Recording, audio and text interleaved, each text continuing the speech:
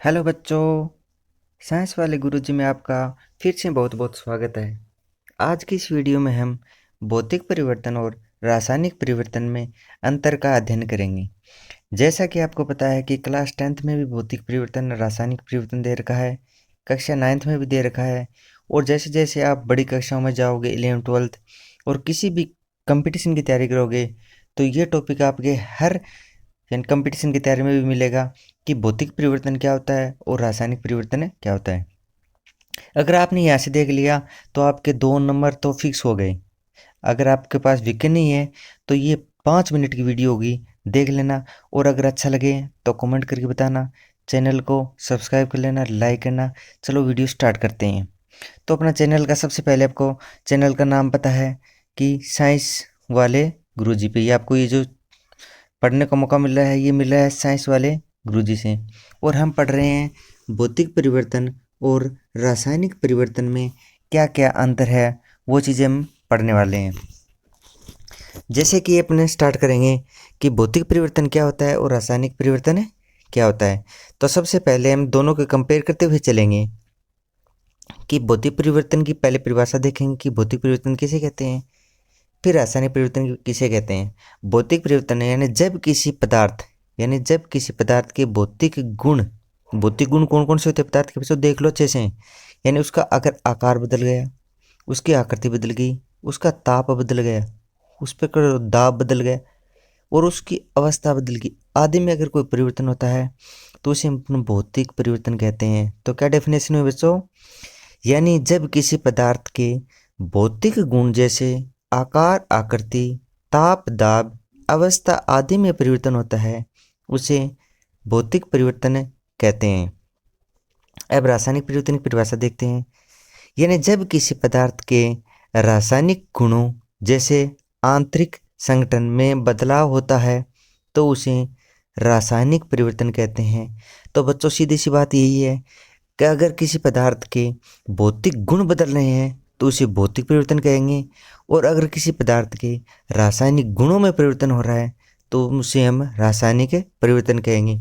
तो अगर अंतर की बात करें तो ये एक पहला फर्स्ट अंतर भी हो जाता है और इनकी परिभाषा भी हो जाती है।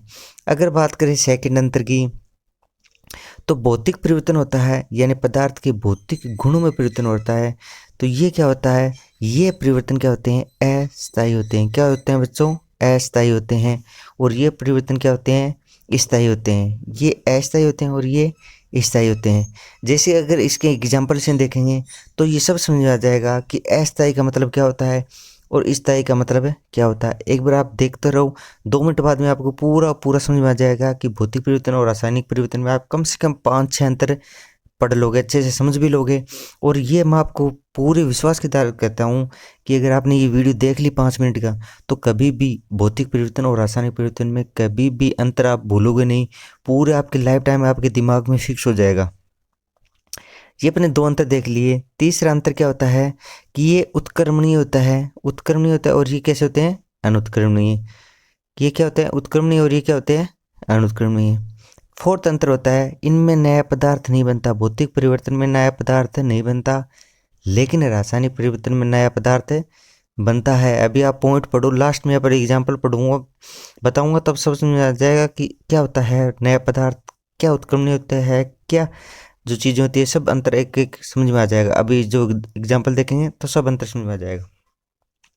नेक्स्ट अंतर है, यह जो परिवर्तन होता है यानी भौतिक परिवर्तन क्या होता है, विपरीत दिशा में भी चलता है। भौतिक परिवर्तन किस दिशा में चलता है, विपरीत दिशा में, यानी वापिस भी हो जाता है। और रासायनिक परिवर्तन एक ही दिशा में चलता है, यानी एक ही दिशा, सिंगल डायरेक्शन में चलता है, वापिस उसकी अवस्था नहीं बदलती। तो अभी तक हमने 5 अंतर देख लिए। अब इनके उदाहरण की बात करते हैं, वेरी वेरी इंपॉर्टेंट है। यानी सबसे अगर बात करते हैं तो क्वेश्चन ऐसे आता है कि भौतिक परिवर्तन, या तो क्वेश्चन ऐसे आएगा कि भौतिक परिवर्तन और रासायनिक परिवर्तन में अंतर लिखिए, 2 नंबर का क्वेश्चन आएगा। अगर 1 नंबर का क्वेश्चन आएगा तो बच्चों बस सिर्फ 2 टाइप के क्वेश्चन बनते हैं। आपको पहले तो बता दिया अगर भौतिक परिवर्तन और रासायनिक परिवर्तन में अंतर क्या होता है। सेकंड क्वेश्चन इस पे बनता है, अगर इनमें से कोई एग्जाम्पल दे देंगे, इनमें से कोई भी एग्जाम्पल दे देंगे और पूछ लेंगे कि ये भौतिक परिवर्तन का एग्जाम्पल है या रासायनिक परिवर्तन का, और कैसे याद रखना है, क्या प्रोसेस होती है, वो एक एक चीज़ अभी 2 मिनट में बता दूंगा, पूरा क्लियर करवा दूंगा, एक भी डाउट नहीं रहेगा। ये मेरी जिम्मेवारी है, मेरी गारंटी है इस चीज़ की। कोई डाउट हो तो फिर से कमेंट करके बताना कि सर यहाँ पे डाउट आ रहा है। तो चलो इसके एग्जाम्पल देख लेते हैं। भौतिक परिवर्तन है, क्या बताया था बच्चों? भौतिक परिवर्तन क्या क्या देख लो अभी एक बार वापस रिवाइज कर रहा हूँ। भौतिक परिवर्तन क्या होगा? पहले भौतिक परिवर्तन देखते हैं, फिर रासायनिक परिवर्तन की दोबारा बात करूँगा। भौतिक परिवर्तन में क्या होगा? यानी जब किसी पदार्थ के क्या होंगे? भौतिक गुण बदलेंगे, जैसे आकार, आकृति, ताप, दाब और अवस्था। ये कैसे होता है? अस्थायी होता है, उत्क्रमणीय होता है, और पदार्थ नया पदार्थ नहीं बनता, और विपरीत दिशा में भी चलता है। कैसे? देखो अभी एग्जाम्पल से समझो। उदाहरण है बर्फ का पिघलना। किसका बच्चों? बर्फ का पिघलना। जैसे बर्फ है, पिघल गई, क्या बन गया? पानी बन गया। तो बच्चों देखो, बर्फ का पिघलना, बर्फ से क्या बन गया? पानी बन गया। अब देखो एक एक पॉइंट समझो। अब बर्फ है, बर्फ में क्या होता है? पानी होता है, ठीक है, वाटर होता है ना। और ये भी क्या है? वाटर है, यानी चीज़ तो सेम है ना, इसमें कोई रासायन तो नहीं बदले ना। पानी का पानी रहा, बर्फ में भी पानी होता है, और पानी में तो पानी है ही। अगर इसको और गर्म कर देंगे तो क्या बन जाएगी? वाष्प बन जाएगी। तो वाष्प भी क्या होता है? पानी होता है ना। तो यानी क्या होता है इसमें? इसमें सिर्फ अवस्थाएं बदली है। पहले ठोस अवस्था थी, मैंने बताया था नहीं, अवस्था बदल रही है। ठोस अवस्था थी, ठोस से द्रवावस्था आ गई, द्रवा से क्या आ गई? वाष्प अवस्था आ गई। तो आया समझ में बच्चों? तो पहले यानी बर्फ का पिघलना, यानी कोई चीज़ पिघल रही है, बर्फ है पिघल रही है, तो पानी बन गया। पानी को और गर्म कर देंगे, वाष्प बन गई। वाष्प को ठंडा कर दिया, देखो वाष्प है, ठंडा कर दिया, क्या बन गया? वाष्प को ठंडा करोगे, पानी बन गया। पानी को ठंडा कर दोगे तो क्या बन जाएगी? बर्फ बन जाएगी। यानी देखो समझो इसको, बर्फ थी, क्या थी बच्चों? बर्फ। गर्म किया, क्या बन गया? पानी। अब और गर्म कर दिया, क्या बन गया? उसकी क्या बन गई? वाष्प बन गई। अब मैं देखो एक दिशा में हो रहा है ना, इस दिशा में हो गई, वापस किस दिशा में होगा? वापस देखो, वाष्प को ठंडा किया, पानी बन गया, पानी को वापस और ठंडा कर दिया, बर्फ बन गई। तो क्या हो रहा है? देखो इसमें कोई नया पदार्थ बन रहा है क्या? नया पदार्थ नहीं बन रहा बच्चों, पदार्थ वही है, पानी ही है, पदार्थ नया नहीं बन रहा। यानी पदार्थ सेम ही है। यानी इसमें भी पानी होता है, इसमें भी पानी होता है, और इसमें भी पानी होता है, पदार्थ सेम होती है, सिर्फ क्या बदल रही है? अवस्था बदल रही है। और देखो दोनों दिशा में हो रही है ना, यानी इस दिशा में भी और इस दिशा में हो रही है। यानी वाष्प होगी, वाष्प से वापस पानी बन जाएगा, बर्फ से पानी बन गया तो पानी से वापस बर्फ बन जाएगी। तो ये कैसा होता है? ये किस डे होता है बताओ बच्चों? ये जो सिंगल होता है किसका होता है? उत्क्रमणीय का। किसका होता है? उत्क्रमणीय। तो वही चीज़ होती है, देखो मैंने क्या बताया था, ये परिवर्तन कैसे होते हैं? उत्क्रमणीय होते हैं, यानी दोनों दिशा में होते हैं, उत्क्रमणीय हो गए।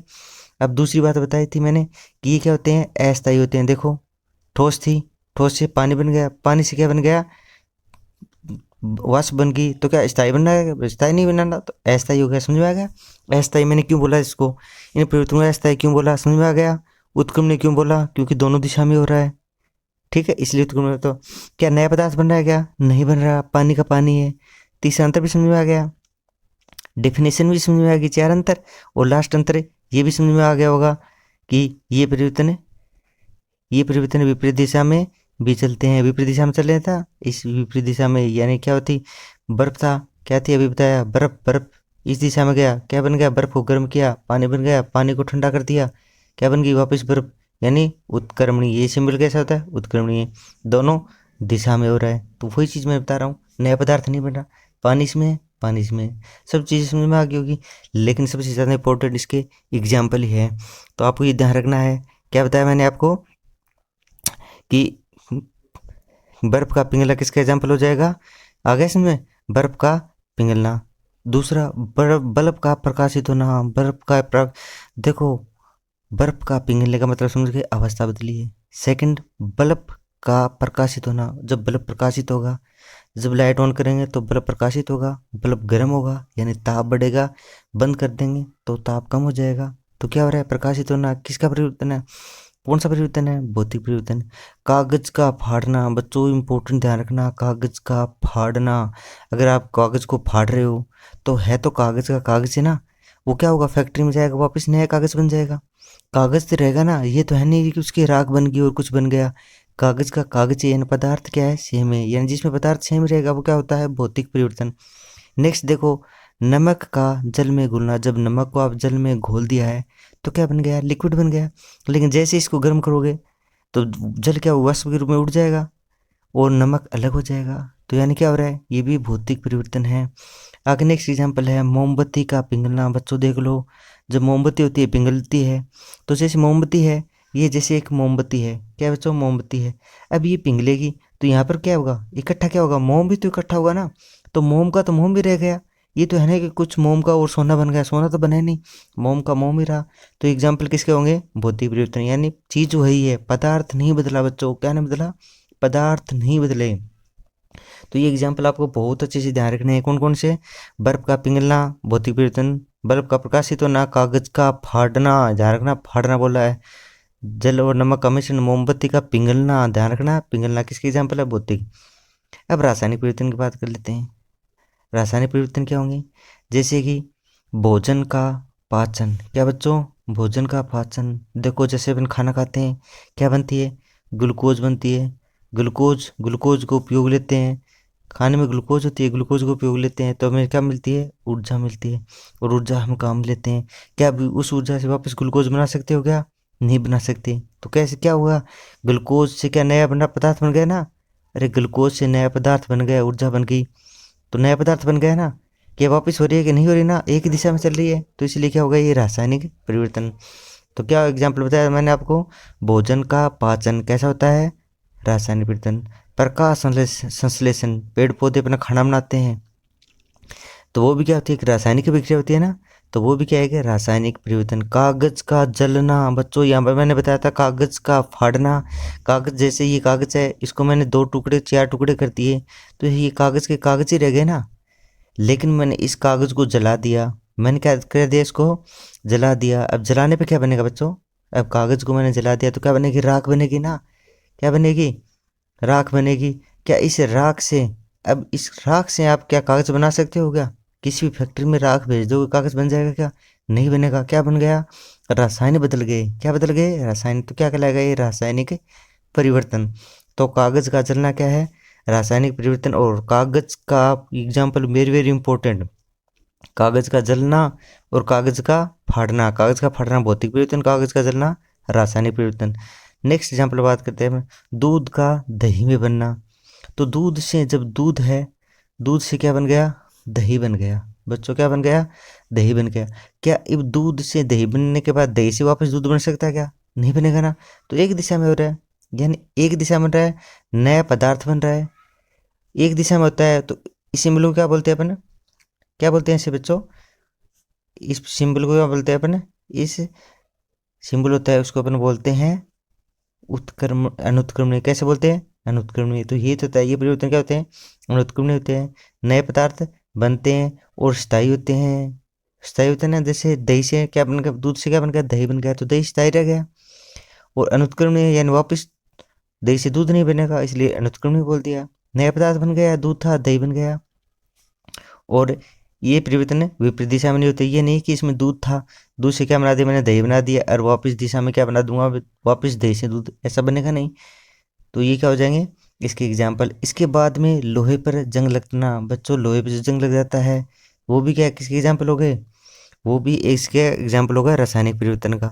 एक वेरी वेरी इंपॉर्टेंट, या नोट करके लिख लो, 100% चांस आने के, कि मोमबत्ती का जलना, मोमबत्ती का जलना भौतिक और रासायनिक दोनों ही परिवर्तन होते हैं बच्चों। मोमबत्ती का जलती है ना, तब भौतिक परिवर्तन भी होता है और रासायनिक परिवर्तन दोनों होता है। लेकिन मोमबत्ती का पिघलना, याद ध्यान रखना, मोमबत्ती का पिघलना भौतिक परिवर्तन, मोमबत्ती का जलना क्या होगा, भौतिक और रासायनिक परिवर्तन।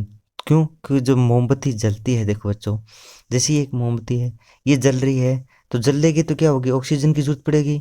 तो ऑक्सीजन की यानी कोई भी दहन प्रक्रिया होगी, जलने की प्रक्रिया होगी, तो क्या जरूरत होगी, ऑक्सीजन की।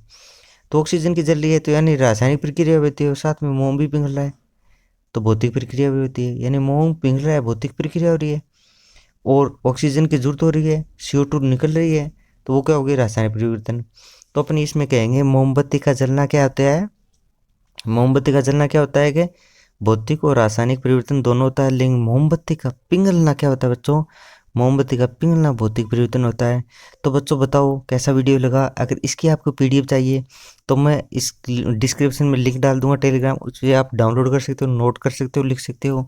और बच्चों बहुत सी मेहनत से ये वीडियो बनाया है, प्लीज़ आप रिक्वेस्ट है कि आप इस चैनल को सब्सक्राइब करें और कमेंट करके ये ज़रूर बताना कि वीडियो कैसा लगा और नेक्स्ट टॉपिक किस पे आपको और वीडियो की ज़रूरत है।